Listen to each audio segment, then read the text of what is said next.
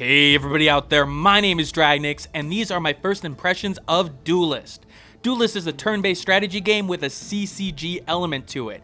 It is free to play, and I will put a link in the description below to where you can download the game. Now, the CCG free-to-play market right now is flooded with various games such as Hearthstone, but Duelyst does have a unique element or two that it brings to the table. So I'm going to show you a couple of matches and where I think the strengths and weaknesses of the game lie. For the first game, I'll be playing as Lilith of the Abyssian faction. She is one of the 6 generals of the 6 factions unlocked from your first game, but you can earn additional generals as you level up the faction with wins. A Duelyst game starts with being dealt a 5-card hand, and you having the choice of replacing up to 2 cards within that opening hand. Now note that this mulligan feature may not be as important as other games' mulligans due to the unique replace feature that I'll reveal later on, but getting a cheap creature to play early is rather key in controlling the early board from the matches that I've played. Now my opponent started by playing a big brute and moving forward, and now it's my turn. I've got a couple of options. I can move my character, summon a creature, cast a spell, and or replace a card in my hand. Because I went second, I've got one more mana to work with than he does, as indicated by the hexagon shapes near the character portraits. I'll start off with my Rattling Swarm spell card, which brings 3 1/1 Rattlings to the field. I did this for a couple of reasons, but one of them has to do with getting one of those temporary mana crystals off the field. I don't end up using it despite getting it, but I get it out of his hands and set up my board presence rather early. And with the Abyssian faction that I'm playing, swarming the board with certain small creatures and abilities are key to my strategy, and I want to take advantage of the fact that he's not going to want to trade that Flame Axe to attack one of those minions due to its high attack and low health. It'll trade 1 for 1, which would be a horrible use for it. Now he's played a Shield Provoker here, and that's one of the big things about this game. Beyond the base stats of your creatures, a lot of your strategy will have to deal with the special abilities that creatures have. The Provoke ability means that creatures next to that one have to attack him if they do an action, as they can't move out of range. But luckily for me, that's exactly what I want. Remember how I said that I want to swarm the field? Well, that's for one big reason, the Shadow Watcher that I just summoned. This 3-mana creature's ability is that it gets an attack and a health point for every creature that dies on either side of the field. And if I have a swarm going, you can sort of guess what that means. That 2/2 creature that I've summoned now is 5/5, and it's more than capable now to take out that Shield Bearer. And if he was smart, he'd go right after it before it gets any stronger. He doesn't, and I'm going to make him pay for that later on. While yes, he's going to get the early advantage on me in terms of creatures and health, this is a game I'm playing for the long con. See, you only lose the game when your starting general goes down, and considering the power of my Shadow Watcher already, well, it's not going to take long if I can keep it alive and keep on buffing it. And sadly for him, he doesn't seem to take the threat of my Shadow Watcher seriously. And the tactical chess match is where this game shines. Each of the enemy factions have their own strengths and combos, but knowing your enemy in Duelyst may be as important as knowing how to play your own. For example, I know that his faction is able to play a reasonably strong game throughout each phase, but one of his faction's biggest weaknesses is his ability to deal with high health, high damage creatures, especially in the mid game.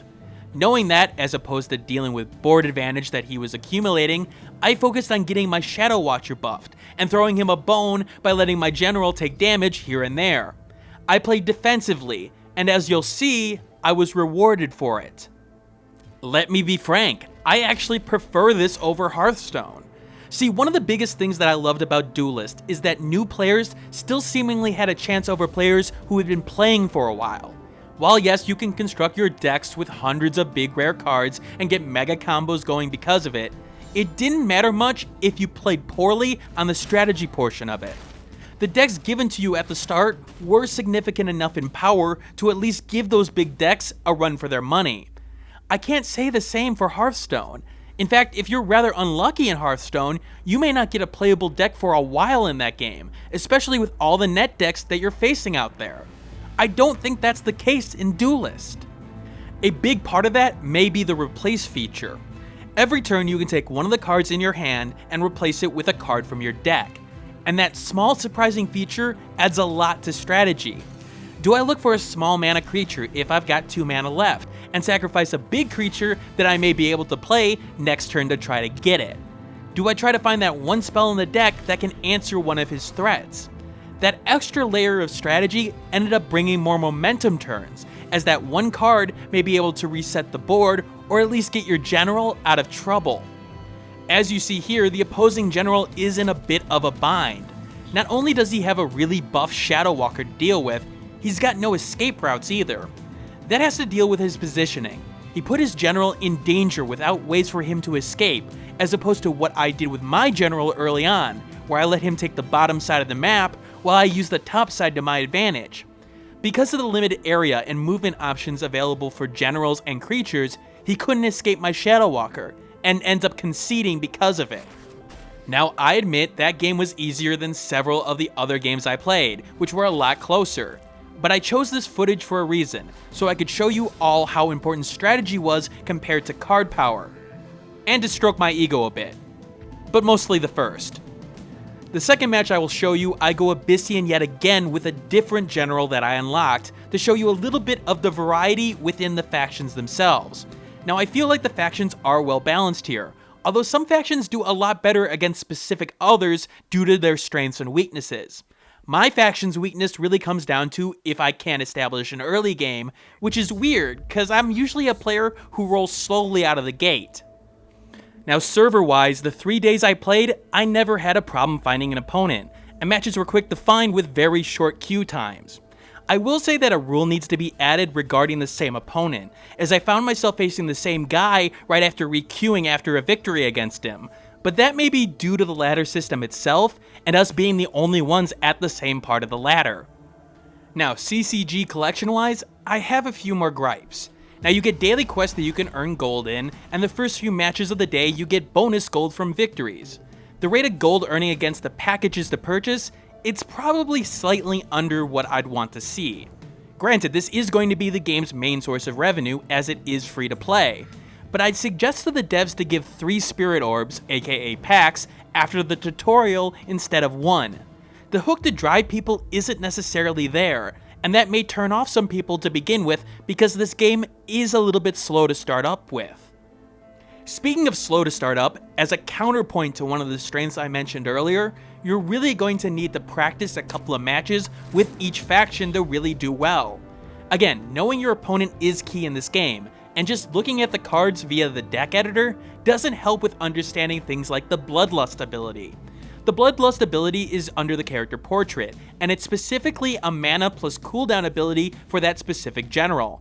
My general, for example here, is able to deal 1 damage to a creature, and if it dies because of that, it creates a shadow creep space.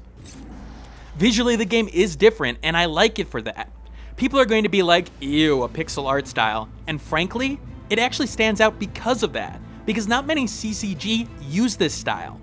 The animations are nice, especially with the generals, and it helps to complement the action in question, as your general whips her mace around to cast a spell. Colors are wisely used, and don't interfere with the actual gameplay. Look, you're not going to get Gwent or Hearthstone-like presentation here. This is an indie game. But rather than copy the same artwork formula that's out there, Duelyst did do something a bit different, and I appreciate that. So okay, what about real downsides to the game? I'm actually hard-pressed to find many when I compare it to other games like it out there, but I will say this. This game has a lot of statuses to learn. Between Shadow Creep, Provoke, Flying, Dying Wish, Opening Gambit, Serenity, there is a lot of combo potential and a lot to counter against. And while yes, that will lead to a lot of different strategies and playstyles, it will also lead to a lot of players having trouble keeping track of all those statuses. The game does have a nice challenge mode that really teaches you the basics of these statuses and tests your logical thinking, but even then, you can get overwhelmed, so keep that in mind if you decide to try the game. I also do wonder if Provoke is a little bit overpowered. Now granted, you saw in the last game that it didn't make a difference there, and I've only played about 5 to 6 hours of the game, so keep that in mind. But when used properly in the games that I played, it can be a real killer. Part of it is that Provoke minions usually have high health, but it's less about absorbing damage that your general or other minions can take, but more about giving your general time to get into favorable positions. Now again, that would seemingly be something that the enemy could counter with their own provokes, but the bigger issue here is removal. Certain classes don't have good ways of dealing with these provokes naturally, while other factions, such as the Abyssian faction I'm playing, have removal spells without specific criteria on them that can easily deal with them. I do wonder if the health values of provoked creatures need to be adjusted slightly. I do feel like the UI on the PC could take better advantage of space.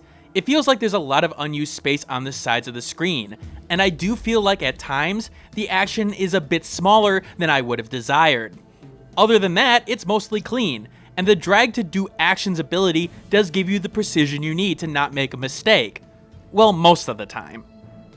Then again, part of it is that the general's artwork is so interesting, so I'd like to see more of the actual general's characteristics come out more.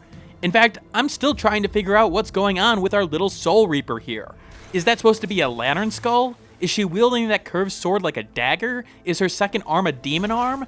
There's a lot of character here, and it's sort of a pity that it never really plays off that character design in terms of character building. Then again, it is a CCG, so you probably wouldn't expect much otherwise. Now getting back to the actual gameplay, you're probably noticing that this match is a bit more balanced. Similar generals with similar health, board presence, and hand size. And while I do get a board presence here, they all are small creatures, and unlike before, I don't have a creature that can take advantage of that swarm yet. He does have some good AoE spells in his deck, such as Ghost Lightning, which could wipe my board, and give him the advantage rather easily. But here's where he makes his fatal mistake. He takes his entire turn to summon one giant 10/10 creature. Now you're probably saying to yourself, wait, Dragnix, that can kill you rather quickly, and it's right next to your general. It's better than all your creatures combined, and you don't have a way of removing it directly from the field. How is this bad? Well, remember how I said you need to know your enemy? See, he should know that if he plays that creature, he needs a way in his hand to quickly move it across the field. Because if I happen to have a low-cost spell that can move it to a corner of the field, his entire turn goes up in flames. And that's the other big strength of this game, the metagaming of your opponent and understanding what cards you need in case something goes wrong. He has spells that could fix this problem for him in his deck, but he didn't have it at the time he summoned that creature. The creature is now so out of the way that it's going to take 2 to 3 turns for it to get into the fight, which gives me all the time in the world to get my muscle out, and for him to get hit hard. If he would have waited, played some smaller creatures and spells to wait it out, he may have won this battle. But that one bad choice means that he signed his own death warrant. When it comes down to free-to-play games, the big questions are always as follows. Is it fun? Is it fair? And is there a pay-to-win aspect? Duelyst for me satisfies the correct answer for all 3 of these. The game is fair and balanced from what I see, even if some abilities may need to be adjusted. It's fun playing tactical mind games, as you and your opponent play a game of chess back and forth. And rare cards and abilities don't overshadow the game's basic strategy. In short, Duelyst seems to be a great collectible card game that people should really try, because it's maybe one of the best out there right now. The one biggest complaint I have? It's timing. It comes out of beta just on the heels of Hearthstone's big update, and it's going to get overshadowed because of it. But you don't overlook this game, because you'd be making a big mistake if you do. It's good old-fashioned fun, and you really can't ask for more than that. Thanks for watching. Like the video, share it with a friend, and subscribe if you want more content like this. In the description below, you'll find the Steam review accompanying this vid, along with social media that you can follow me on, Twitter, Google+, and Facebook groups. And if you want to support the channel, click that Patreon on the left of the screen. And remember, keep on gaming.